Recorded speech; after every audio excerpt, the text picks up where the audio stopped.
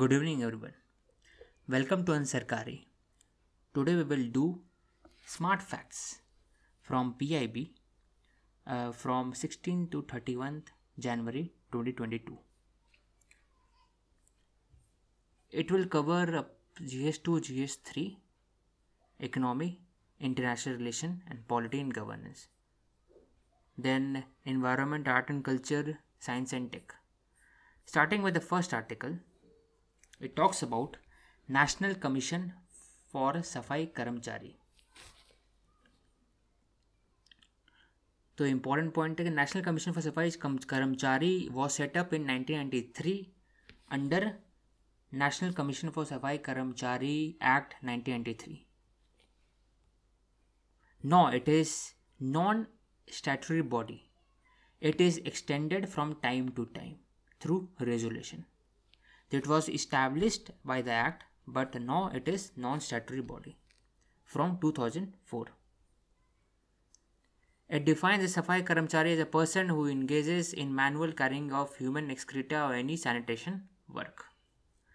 तो सफाई कर्मचारी का जो कमीशन है, its role is for welfare of the सफाई कर्मचारी and for a complete mechanization of sewer septic tank. Then rehabilitation of manual scavengers. It also takes suo cognizance of the problems of Safai Karamchari and they try to resolve them. They also give recommendation to the Ministry of Social and Justice for the empowerment, for the legal support for the liberation of Safai Karamchari from manual scavenging. Then next article is talking about the 50th Statehood Day. Tripura, Manipur, Meghalaya वो 50वां statehood day का जयंती मनाए. तो important point है कि Manipur, Tripura were princely state that was included in India in 1949 October. Manipur, Tripura. Meghalaya was already a part of Assam. Or they became state under Northeast Areas Reorganization Act 1971 December.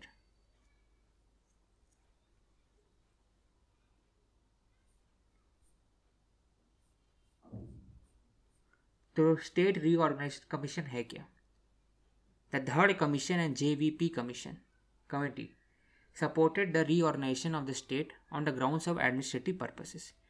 कि जो boundary होना चाहिए वो basic उसका criteria होना चाहिए administrative purpose for the efficiency, for the effectivity of the administration. But they were demands to be reorganise on linguistic land, मतलब language के आधार पर डिवाइड होना चाहिए.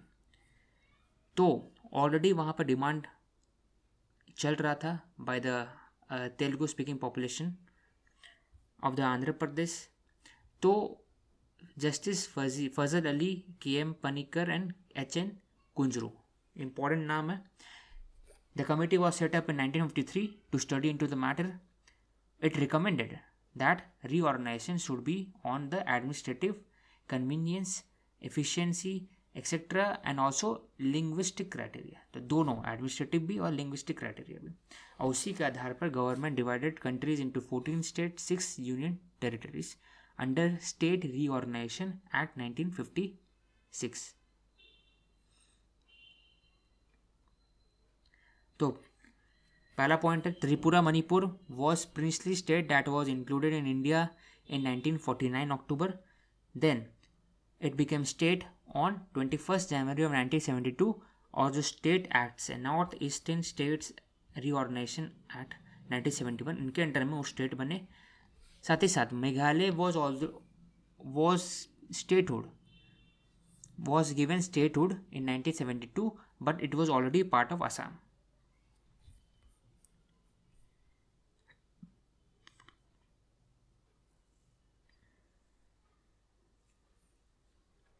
District Good Governance Index, we have already talked about it, that Jammu Kashmir ने initiate किया है इसको. It was launched by union home ministry in Jammu and Kashmir. It will include 20 districts of Jammu and Kashmir. तो उसमें top 5 rank इसमें top 5 किसको मिला? जम्मू, डोडा, सांबा। जो इम्पोर्टेंट पॉइंट, जम्मू फर्स्ट हुआ। तो क्या क्या क्राइटेरिया होगा इसका?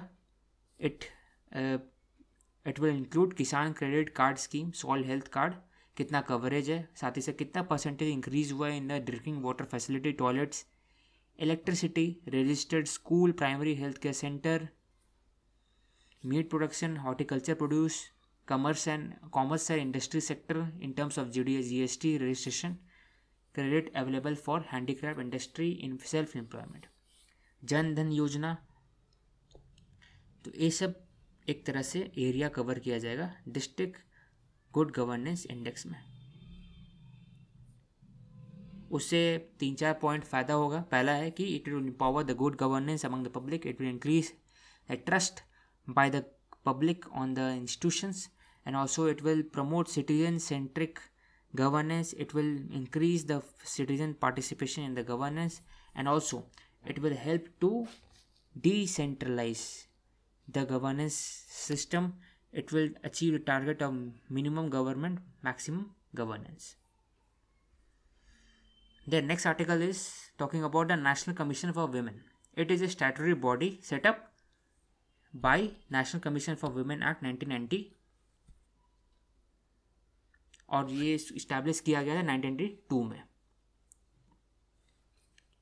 ये क्या काम करता है? It redress the grievances of the female, but it also review the constitutional legal safeguards of the women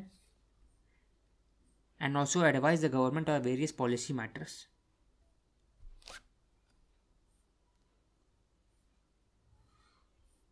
Then next article is bamboo shoot processing and preservation. It was organized by National and North Eastern Cane and Bamboo Development Council. तो ये institution है, ये हो सकता है पूछे। तो processing of bamboo shoot है क्या? पहला बैम्बू शूट जो होता है, जो उसको हार्वेस्ट किया जाता है, उसको फिर एक्सटर्नल जो रेशा है उसको निकाला जाता है, और साथ ही साथ chopping, slicing, and then it is given for canning, fermentation and drying. The bamboo shoot is very important because it is highly nutritious. It is very great source for dietary fiber, carbohydrate, amino acid, vitamin, protein. It is low in calorie and fat content. It has also gives certain amount of medicinal properties like anti-inflammatory, anti-cancer, antibacterial. It contains phytosterol, high content of fibers. It can grow without fertilizer. It helps in weight loss, cure of cardiovascular diseases. So उसका use ज़्यादा important है among the rural population and also the urban population. Then Purple Revolution. Purple Revolution is associated with जो aroma industry है उससे associate होता है। तो ministry of science and tech said that Purple Revolution is Jammu Kashmir contribution to the country. तो CSIR जो aroma mission है, it aims to increase the lavender cultivation in Jammu and Kashmir, उसी को बोलते हैं purple revolution. It is practice in all the 20 district of Jammu and Kashmir. तो important है। तो CSIR एरोमा मिशन है क्या? It will transformative, it will increase the GDP, the GVA of aroma sector, aroma industry, and will increase the rural employment.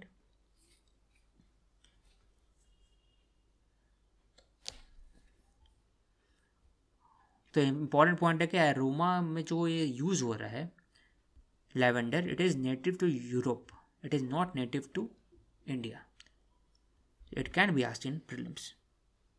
However, it is grown in almost all the districts of Jammu and Kashmir. तो aroma mission के अंदर में farmers को distillation unit मिलेगा, planting material मिलेगा, training मिलेगा, साथ ही साथ कैसे उसको बेचा जाए, ब्रांड वैल्यू कैसे इस्टेब्लिश करें, उस पर उनमें ट्रेनिंग मिल सकता है. नोडल एजेंसीज कौन कौन सा है?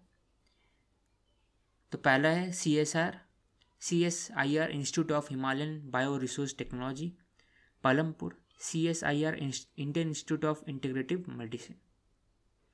तो CSIR है क्या?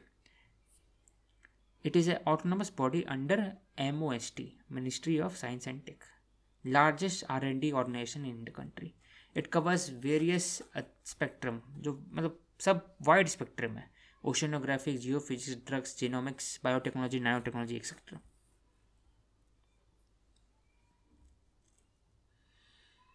तो लैवेंडर ऑयल है क्या? मेन प्रोडक्ट वही है जो बेचा जाता है 10,000 रुपीज़ पर litre. Lavender water which separates from lavender oil. It is used to make incense sticks, agarbatti. Hydrosol. It is formed after distillation from the flower. It is used to make soaps, room freshener. Then next article is National Single Window System. It is launched by Ministry of Commerce and Industry in September 2021. It is a one-stop digital platform for the pre-operation approve required for commencing business in the country. एक ही इस platform है जहाँ पर know you approval service provide किया जाता है. State registration form, document repository, application dashboard सब एक स्टॉप में, ताकि ईज ऑफ बिजनेस बढ़े और साथ ही साथ जो बिजनेस फ्रेंडली इन्वायरमेंट है उसको बढ़ावा मिले. It will provide the strength to the scheme such as make in India, startup India, PLI scheme etcetera. One stop shop है for state and central government compliances. It will bring transparency, accountability, responsive in the ecosystem, startup ecosystem. India emerges as the largest exporter of cucumber and gherkin. Gherkin is a small type cucumber which is used in achar. तो कितना export किया गया? 1,23,000 tons at a value of $114 million in 2021.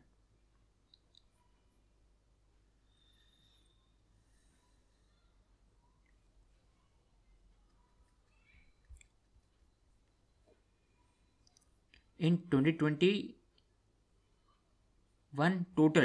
Total में India ने 2,23,000 metric ton export किया, approximately 223 million ton.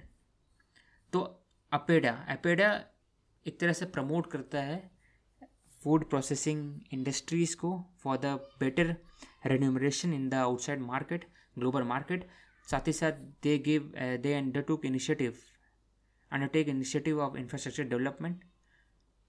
They also promote the products and they also checks whether the industry is following the practices of food safety or not. तो gherkin is मतलब pickled cucumber होता है, cucumber होता है. It is prepared and preserved by vinegar and acetic acid. It is exported to countries like North America, Europe and Oceania. It is produced under contract farming.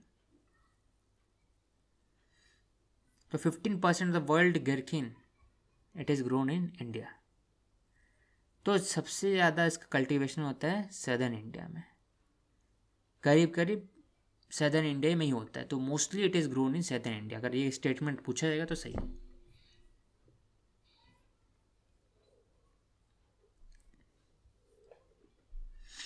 Chips to startup programme and design link initiative.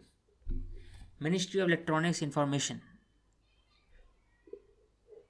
इनके under में है chips to startup programme और design link initiative. तो 76,000 करोड़ जो approve किया गया PLI scheme में for the semiconductor industry, उसमें पहला है चिप्स टू स्टार्टअप. तो सीडेक अंडर मीटिंग मतलब ministry of electronics information will serve as a nodal agency for the programme. तो सीडेक ही इसको देखेगा जो भी इनिशिएटिव लिया गया है सरकार का, कैबिनेट का. It will implemented in 100 academic and R&D organization across the country including IIT and NIIT. The plan is to develop 175 application specific integrated circuit and prototype of chips. It will also train 85,000 high quality qualified engineer. तो very important scheme है. और design, पहले ये बात हो रहा है ऊपर में चिप्स टू स्टार्टअप. तो कौन इसको इम्प्लीमेंट करेगा? नोडल एजेंसी कौन होगा? सीडैक। सीडैक मतलब centre for development of advance computing, computing से रिलेटेड है। It is a premier R&D organisation of MITI, ministry of electronics information technology, for carrying out R&D in electronics, IT etcetera. First जो India का super computer था Param 800, it was built by CDAC in 1991। तो ये इसको देखेगा। साथ ही साथ जो DLI स्कीम है, जो डिज़ाइन लिंक्ड इनिशिएटिव स्कीम है, ये भी एक पार्ट है 76,000 करोड़ का। It aims to nurture around 20 domestic countries in the semiconductor design. तो सेमीकंडक्टर का मैन्युफैक्चरिंग ऊपर वाला संभालेगा और डिज़ाइन नीचे वाला स्कीम संभालेगा अंडर 76,000 करोड़ पैकेज। इसमें भी सीडैक है जो नोडल एजेंसी है, तो ये इंपॉर्टेंट है।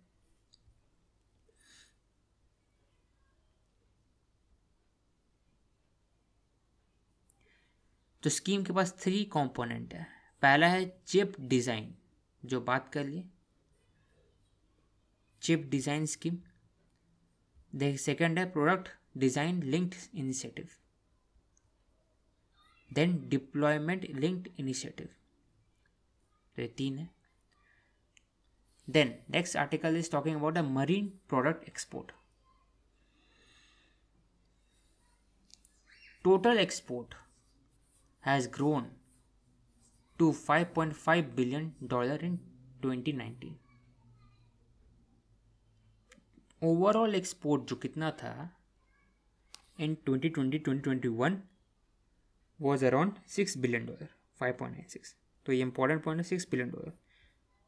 और कहाँ पर एक्सपोर्ट हुआ? USA, China, Japan.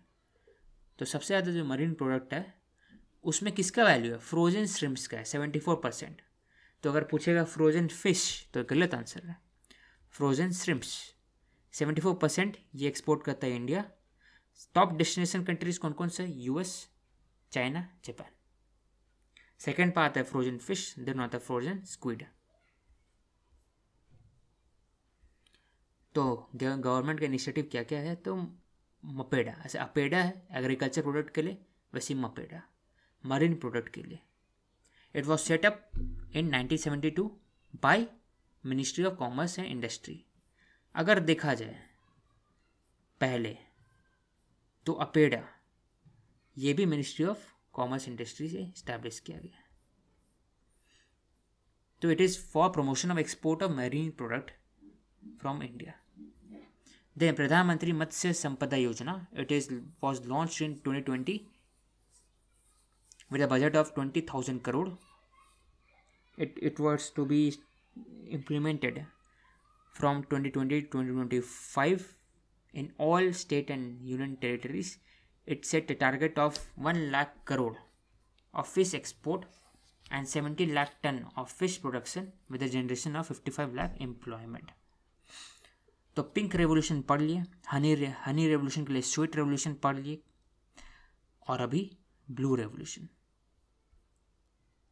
Sorry purple revolution. तो purple revolution is related to aroma industry, lavender, blue fish, marine products. Then sweet revolution is related to Honey.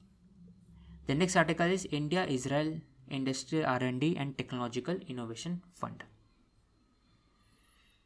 It is a cooperation between the DST, Department of Science and Tech, and in Israel Innovation Authority, Government of Israel, in the area of water, healthcare, agriculture, energy, ICT. बस ये important है। तो I4F programme है, वो कौन implement करेगा? तो Gita, Global Innovation Technology Alliance, it is appointed to implement the I4F programme. किन किन फील्ड में बात कर ली? Water use, improving communication infrastructure, solar energy use, agriculture, energy etcetera, nano sensor etcetera. तो $5.5 मिलियन सिर्फ हुआ है इसमें, छोटा अमाउंट है। The next article is talking about the India France science and tech cooperation between the CSR and institute Pasteur, जो non profit. France has supported India in all the 4 membership. पहला है nuclear surprise group, इसमें India है, India नहीं है, China है. MTCR, इसमें India है, चाइना नहीं है. Washington agreement and Australia group.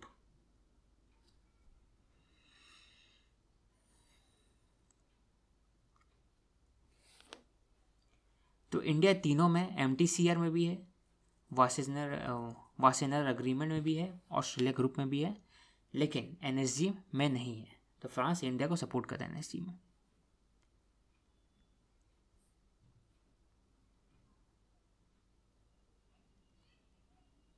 The next article is talking about the state of the world, special address of WEF. It is a non-profit foundation in 1971 based in Geneva, Switzerland. तो Davos यहाँ पर है, Switzerland हुआ, Italy. तो इसका map देखा जाए, Germany ऊपर, फिर इटली, फ्रांस, ये शायद चेकोस्लोवाकिया हो गया, हंगरी भी हो सकता है, Hungary, Austria. Committed with WEF Davos dialogue 2022. Theme था state of the world. Our Prime Minister emphasized on mission life, that is augmenting, renovating the lifestyle for saving, conserving environment to move towards circular economy for sustainable growth. Key point: one earth, one health. India is called as pharmacy to the world, third largest pharmaceutical producer. Proposed the idea of P3 movement. तो P3 movement किससे related है पूछा जाएगा अगर,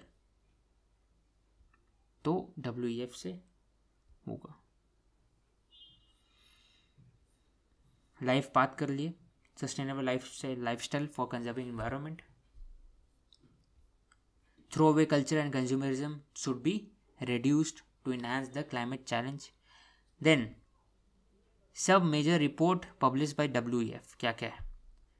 तो पहला global रहेगा उसमें, तो global travel, global risk, global IT report, global gender gap, global competitive report, फिर energy transition index. Open data week. Open data week is being conducted during the 3rd week of January. It is to create and promote the use of data to address the complex urban issues. Open data से क्या क्या होगा, transparency बढ़ेगा, democratisation of data बढ़ेगा, साथ ही साथ planning efficiency होगा. फिर जो EIA मैकेनिज्म है उसका टाइम घटेगा, और साथ ही साथ एक मोर अकाउंटेबिलिटी बढ़ेगा सरकार, मतलब गवर्नमेंट का. मल्टी डायमेंशनल अप्रोच रहेगा regarding the challenges faced in the society, faced by the government regarding the implementation of the schemes and policies.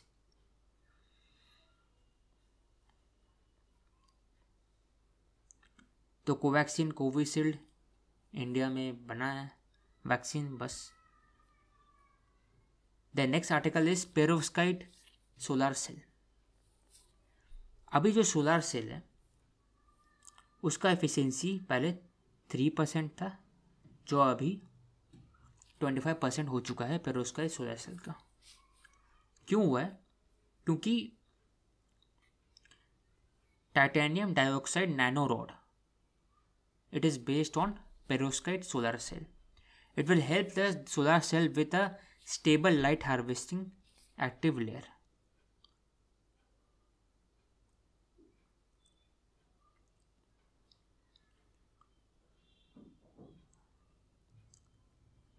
They have shown potential for high performance and lower cost of production.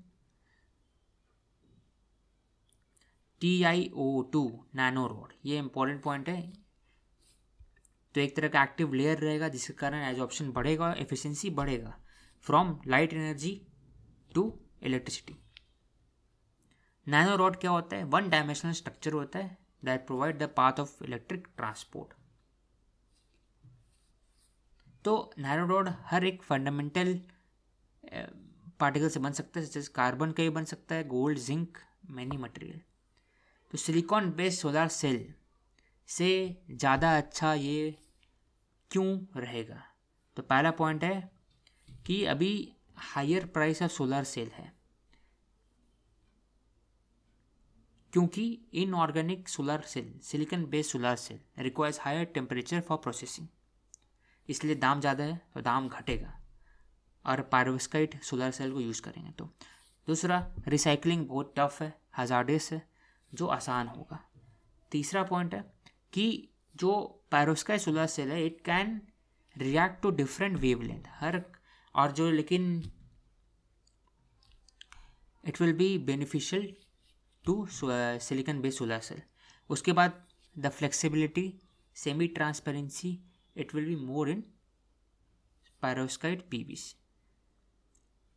So more photon will be transformed into energy and electricity as compared to silicon solar wave.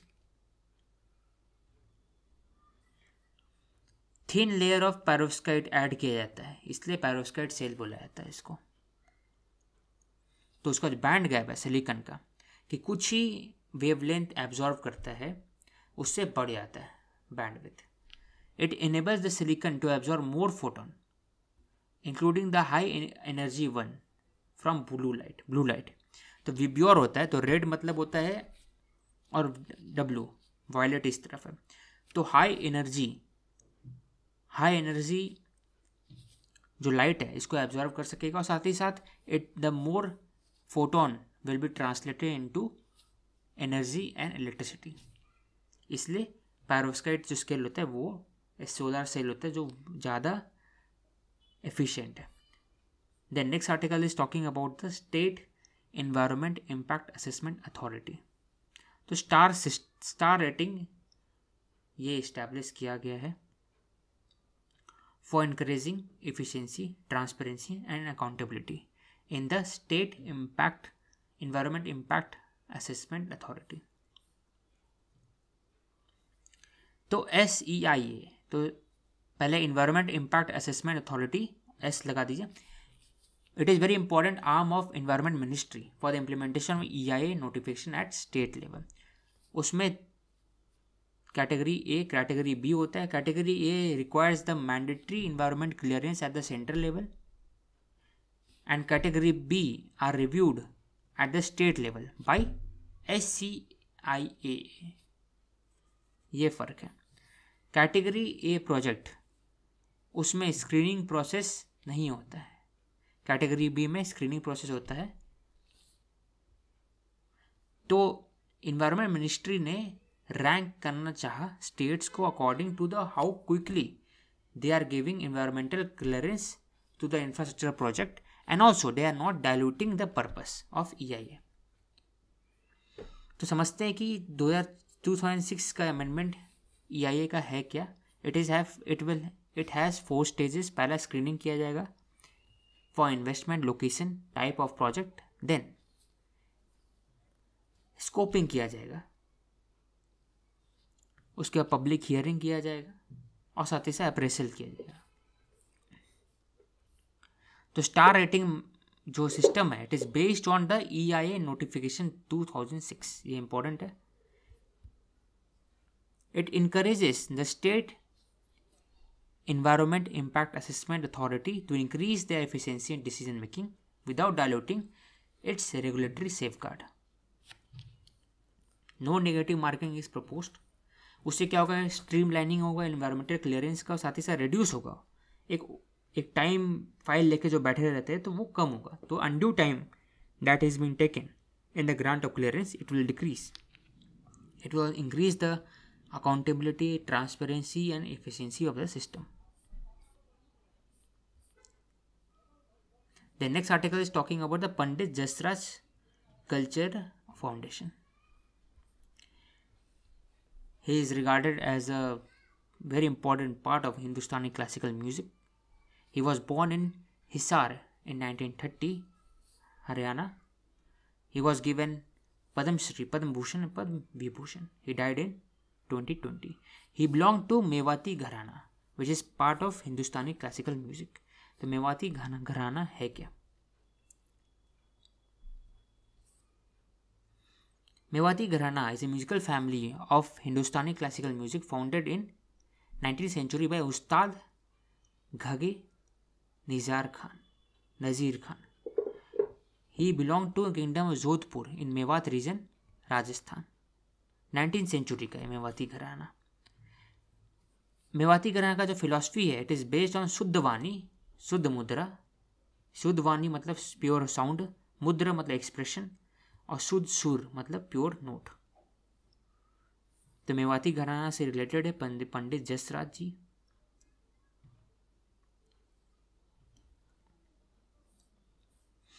The next article is talking about the Hoysala temples. Union Ministry of Culture has nominated sacred temples of Hoysala for consideration under World Heritage Sites for 2022-2023, लेकिन अभी नहीं हुआ है। तो ये जानना चाहिए कि होयसला टेम्पल्स है क्या। It is built in 12th-13th century CE। 3 component है, बेलूर, हेलेबेड और Somanathapura in Karnataka. All 3 are under protection of ASI। The sacred temples of Hoysala have been on UNESCO tentative list since 2014। तो पहला है चेन्नकवा स्वामी टेम्पल बेलूर। तो बेलूर में टेम्पल है, it was constructed in 1117 AD। It is dedicated to Vishnu. Chenna मतलब beautiful, केशवा मतलब Vishnu. It is beautifully carved with epics from Ramayana, Mahabharata. It talks about narrate the scene of the life of Vishnu and reincarnation. However, some representation of Shiva is also in there. तो चेन्नकवा स्वामी temple बेरूर Vishnu को dedicated है। Then Hoysaleswara temple Halebid, it is dedicated to Shiva. 1121 CE Hoysala king. It is known for 240 wall sculpture. It also has 3 Jana Basadi temple of Hoysala period. Then Kesava temple, Somnathpura. It is dedicated to Lord Krishna in 3 form: Janardhana, Keshava, Venugopala. तो 3 temple को बोलते हैं Hoysala architecture. तो Keshava temple, Somanathapura, Hoysaleswara temple Halebid and Chennakeshava temple Belur.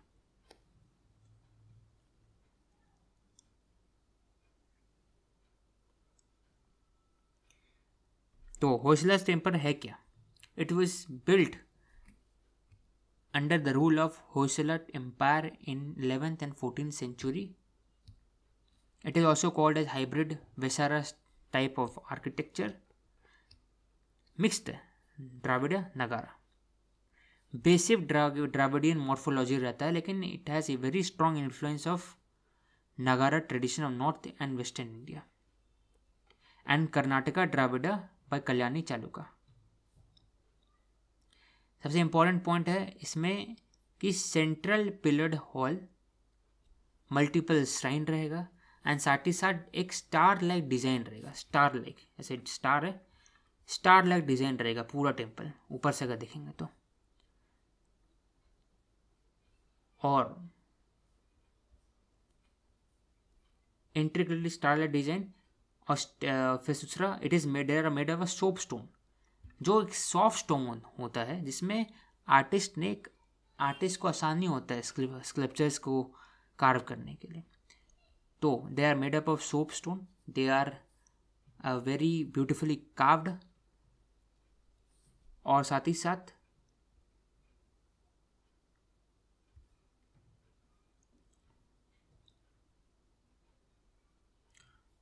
ये हो गया। Then world heritage site है क्या? तो world heritage site are two site which are inscribed in the list of UNESCO World Heritage Site list. The sites are designated of having outstanding universal character under Convention concerning the protection of world culture and natural heritage 1972. The World Heritage Center is a secretariat to the 1972 convention. It has 3 sites: culture, natural and mixed. तो India में 40 world heritage site है जिसमें 32 culture है, 17 natural, 7 natural and 1 mixed. Dholavira पिछले साल हुआ था और इस साल 3 ऐड हुआ है जो नेक्स्ट टाइम करेंगे. The next article is talking about the Lala Lajpat Rai contribution to national movement. He is called as Lion of Punjab, Punjab Keshari. He joined the INC. In Punjab, he was deported to Burma without trial in 1907 as he was opposed to partition of Bengal. He founded the Home Rule League of America in 1917 New York. तो ये important point है. Home Rule League of America in New York. He was elected to the president of All India Trade Union Congress. He supported a non-cooperation movement of Gandhi at Nagpur session of Congress 1920. He protested against the Rowlatt Act and he was elected as a deputy leader of Central Legislative Assembly in 1926, where he moved a resolution against the Simon Commission. Social contribution क्या क्या है? He founded a Hindu relief movement in 1897 to provide help to the famine-stricken people. Then he founded Servants of People Society in 1921. Literary contribution in the Young India, England's Debt to India, Evolution of Japan, India's Will to Freedom, Message of Bhagavad Gita, Political Future of India, Problem of National Education in India, Depressed Classes, The United States of America Travelogue. Institutional contribution, he organized Hisar bar council. तो ये पंजाब से related है. तो Hisar bar council, Hisar Arya Samaj, Hisar Congress, national DAV managing committee. He was the editor of Arya Gazette because he was a ardent supporter of Arya Samaj. He co-founded the Punjab National Bank in 1894. It is very important. साथ ही साथ वो जब protest कर रहे थे Simon commission के against में, तो people were showcasing the placards, go back, Simon go back. So he was leading the protest and he was beaten to death by SP James Scott. और उसके अगेंस्ट में ही भगत सिंह, सुखदेव, राजगुरु ने इनिशिएट किया था 1928 में. तो इम्पॉर्टेंट पॉइंट है कि he founded the Punjab national bank. He was editor of Arya gazette and these all are the contribution of Lala Lajpat Rai and literary contribution. He founded a Servants of People Society in 1921. That's all for today. Thank you.